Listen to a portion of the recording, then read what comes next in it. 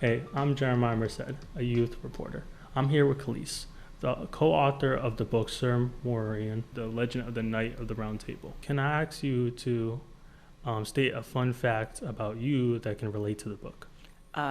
So I am a giant nerd, like from a long history of nerds in my family. So one of the things that appealed to me about doing this book with Holly wasn't just because it was finding Black people in the Arthurian legends, but because I play an awful lot of D&D, so broadening the characters that you can play and having like more historical things to base them on, especially when they end up not being from not specifically Western canon, or like not Western canon in a way that people usually expect, was really, really cool. Also, Holly Black has a secret library in her house.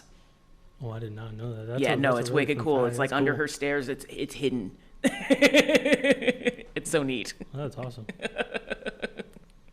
I can tell you one other thing. So one of my favorite things about the Sir Morien tale that we had to cut out because we couldn't really include it is why he goes on this journey to begin with. Yeah. In the book, we kind of change it a bit, but in the original romance, he starts looking for his father because his dad, who's one of the sultans, that's what they describe him as. That's not what royalty in Northern Africa was generally referred to as, but that's neither here nor there.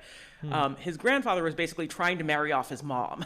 And his mom's like, we kind of had a secret ceremony when like this kid was born. Maybe I'm not marrying any of those people. And so Morien goes on this quest to go find Aglovale to basically drag him back to their country and marry his mom.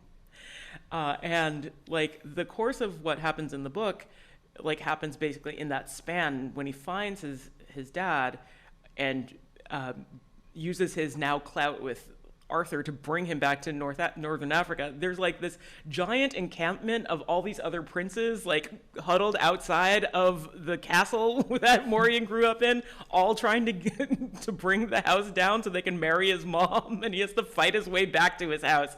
It's the best end cap of any sort of story like that because he wins in the end and in ways that were not expected.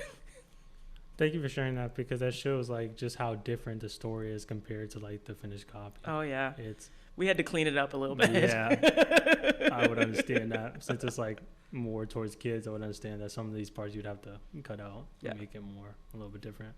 But like I said, it's a real fun, very short read if you're interested in hearing about the one Black Knight of the Round Table.